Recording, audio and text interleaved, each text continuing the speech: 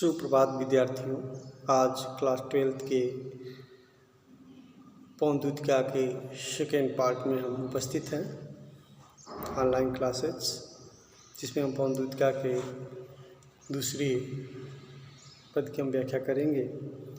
मेरे प्यार नव जलत में कंच से नेत्र वाले, जाके आए न मधुमन से ओ न भेज सके संदेश। मैं रो रो के प्रिय वीरा से बावली हो रही हूँ, जाके मेरी शब्द कथा श्याम को तू सुना दे। जियो हूँ मेरा भवन तज दू अल्प आगे बढ़ेगी, शोभा वाली सुखद कितनी मंज कुंज मिलेंगी। प्यारी छाया मृदुल स्वर से मोह लेगी तुझे वे, तो भी मेरा दुख लख वहाँ जाना विश्राम लेना। इसके हम शब्दार्थ देखेंगे। नौ में सोता नया, जलद में सोता बादल, कंच में सोता कमल और मधुमन में सोता है ब्रज का एक प्राचीन वन में सोता है जंगल। प्रिय वीरा प्रेमी से वियोग में, बावली में सोता है पागल हो जाना, तज में सोता छोड़कर, अल्प में सोता थोड़ा और मंज में सोता सुंदर। कुंज में सोता लताएं झाड़ियाँ से घिरा हुआ क्षेत्र, मृदुल में सोता मधुर मीठा, लख में सोता जानकर देखकर। अब हम इस पढ़ी हुई पंक्ति का प्रसंग देखेंगे। प्रस्तुत पद्यांश में राधा के द्वारा पवन को द्वितीया मानकर कृष्ण के संदेश भेजा जा रहा है। वे पवन से मार्ग में पड़ने वाली सुषमा का वर्णन करती हुई उससे प्रभावित न होने की बात कहते हुए कहती है क्या? कौन? राधा। इससे पवन द्वितीया से जो दूत के रूप में मथुरा में कृष्ण को संदेश लेकर राधा का जा रही है, उससे क्या कह रही है कि मेरे प्यार नव जलद से कंच से नेत्र वाले, अर्थात पवन से अपनी विरह व्यथा बताती हुई राधा कहती है कि नवीन बादल से शोभायमान एवं कमल के समान सुंदर नेत्र वाले मेरे प्रियतम कृष्ण ब्रज के इस वन मधुमन को छोड़कर जाने के पश्चात फिर यहाँ नहीं आए और न तो उन्होंने मेरे लिए कोई संदेश ही भेजा। उनसे बिछड़कर मेरी दशा अत्यंत क्या हो गई है? दयनीय हो गई है। मैं रोते रोते पागल हो रही हूँ। अतः तुम जाकर मेरे इन दुखों को मुझसे क्या करना, बताना, उनको मेरे दुख के बारे में अवगत कराना।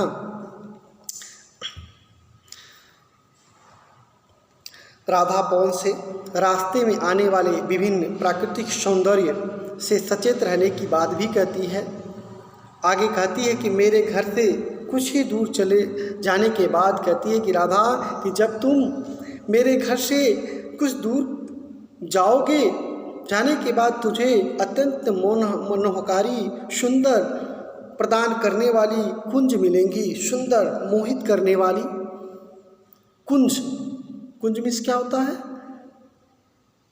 कुंज में होता है लता झाड़ियों से घिरा हुआ सुंदर वन मिलेंगे जो मन को मोहित कर लेंगे, जो आपको रोकना चाहेंगे। उसके मनमोहक छवि को तुम देखकर तुम वहाँ रुकना नहीं, क्योंकि ये तुमको क्या कर देंगी? तुम्हें मथुरा जाने के लिए क्या कर देंगी? अवरुद्ध कर देंगी, रोक देंगी। ये कुंज मिलेंगी, वहाँ की शीतल छाएं, जल प्रवाह व पक्षियों के कलरव के मधुर ध्वनि तुम्हें अपनी ओर क्या कर लेंगी? आकर्षित कर लेंगी। कहते हैं कि वन ऐसा वन है जो मन को मोहित करने वाला है, मन को आकर्षित करने वाला है। वहाँ के कलकल ध्वनियाँ सुनाई देती हैं, पक्षियों की चहचहाट कोलाहल सुनाई देगा, मधुर ध्वनियाँ तुम्हें अपनी ओर आकर्षित कर लेंगी। लेकिन तुम मेरे संदेश को उस कलकहाट उस सुंदर वन में अपने मन को नियंत्रित करना और मन को नियंत्रित करके उस मोह माया में फंसना मत, बल्कि क्या करना, तुम जिस कार्य के लिए जा रहे हो उस कार्य के लिए तुम निकल जाना। अर्थात तुम आकर्षित होकर तुम उन वनों में विचरण न करने लगना। ये सब राधा पवन दूतिका को बता रही है कि किंतु मेरे दुख को ध्यान में रखकर तुम वहाँ विश्राम न करने लगना। हे पवन दूतिका, एक बार हम व्याख्या पुनः देखेंगे। मेरे प्यार नौ जलस से कंस से नेत्र वाले, कि मेरे प्यारे नौ जलस से कंस से नेत्र वाले, अर्थात पंस ने अपनी वीर व्यथा बताती हुई राधा कहती है, हे नवीन बादल से शोभमान, नवीन बादल जैसे आकर्षित शोभमान दिखाई देने वाले कमल नयनों के समान सुंदर नेत्र कृष्ण व्रत में इस मधुवन वन को छोड़ने के पश्चात फिर भी वहाँ नहीं आए और न तो उन्होंने मेरे लिए कुछ संदेश भेजा। हे पवन दूतिका, तुम मेरा संदेश लेकर मथुरा जाओ, क्योंकि उनसे मैं बिछड़कर आज बहुत क्या हो गई हूँ, दुखी हो गई हूँ। आज विरह में मेरी जो स्थिति बड़ा ही दयनीय हो गई है, मैं रोते रोते पागल हो रही हूँ। अतः तुम जाकर मेरे इन दुखों को, सारी दुखों का क्या करना, उन्हें अवगत कराना, बताना। लेकिन एक बात से ध्यान रखना कि जैसे ही तुम मेरे घर से आगे बढ़ोगे तो बहुत सारे प्राकृतिक सौंदर्य मिलेंगे जिन्हें तुम्हें अपने प्राकृतिक मोह में उलझाना चाहेंगे, आकर्षित करना चाहेंगे।